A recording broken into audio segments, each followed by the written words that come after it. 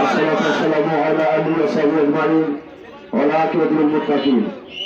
বাংলাদেশ জামাত ইসলামী সিদ্ধকষা ইউনিয়নের উদ্যোগে আয়োজিত আজকের নির্বাচনী পথসভার সম্মানিত সভাপতি উপস্থিত হয়েছেন বাংলাদেশ জামাত ইসলামী যশোর জেলা শাখার সংগ্রামী আমির অভয়নগর বাগারপাড়া বসুন্ধিয়া নির্বাচনী এলাকার গণমানুষের জনমন্ডিত নেতা এই আসনের সংসদ সদস্য পদপ্রার্থী উপস্থিত হয়েছেন উপজেলার সংগ্রামী আমির সরকার সমিতি সাহেব অন্যান্য নেতৃবৃন্দ প্রাণপ্রিয় এলাকাবাসী আসসালামু আলাইকুম ওয়া রাহমাতুল্লাহ। সম্মানিত ভাইয়েরা, আপনারা বিগত ফ্যাসিস্ট আমলে বাংলাদেশ জামাত ইসলামের উপর যে জুলুম নির্যাতন হয়েছিল আপনারা সকলেই জানেন। আমরা যারা দায়িত্বশীল পর্যায়ে ছিলাম মামলা পর মামলাকে আমরা বাড়ি থাকতে পারি না, আপনারা তার বাস্তব সাক্ষী। আমরা একের পর দিনের পর দিন অন্যের বাড়ি থাকতে হয়েছে, এরপরে আমরা কোনোদিন আপনারা কেউ বলতে পারবেন না আমরা বাড়ি থাকতে পারি নাই। আমাদের যারা বন্ধপতিন তখন আওয়ামী লীগের নেতা ছিল, কোন আওয়ামী লীগের কাছে ধর্ণা ধরেছি এমন কোন ইতিহাস আমাদের কোন কর্মী করেছে এমন কোন মজুর আপনারা দিতে পারবেন না। ঠিক আছে, আমরা কখনো কাউকে ধর্ণা দেয়নি, বাইরে আমাদের মামলা হয়েছে, আমরা বাড়ি থাকতে পারছি না, আমরা চাকরি করতে পারছি না, আমাদেরকে সাহায্য করো, এই কথাও বাংলাদেশ জামাত ইসলামের কোন নেতা কর্মী বলে নাই।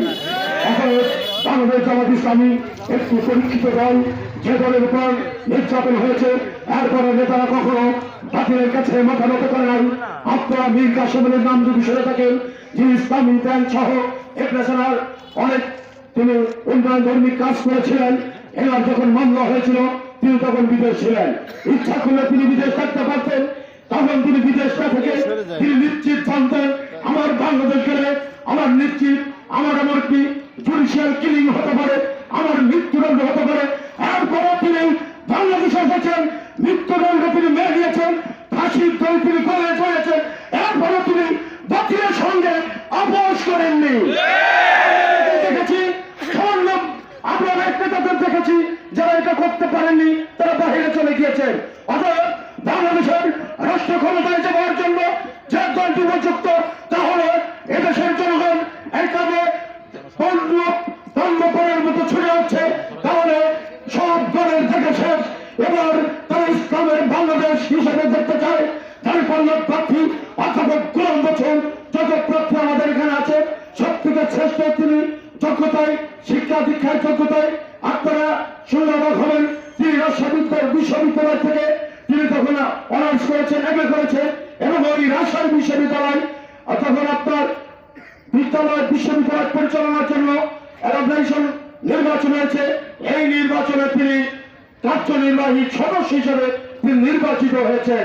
অতএব তিনি এমন একজন যোগ্যতম ব্যক্তি।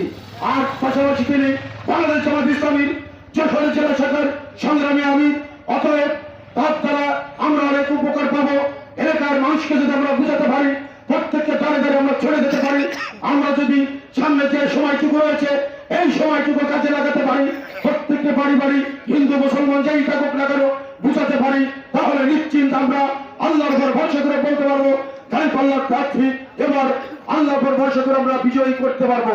অর্থাৎ আপনাদের কর্মীরা রয়েছেন, আপনার ভয় ভীতিকে উপেক্ষা করে অনেকে বলে থাকে যে ভোট কেন্দ্রে আসতে পারবেন না, বিভিন্ন জায়গায় আমরা শব্দগুলো মিডিয়ার কল্যাণে শুনে থাকি।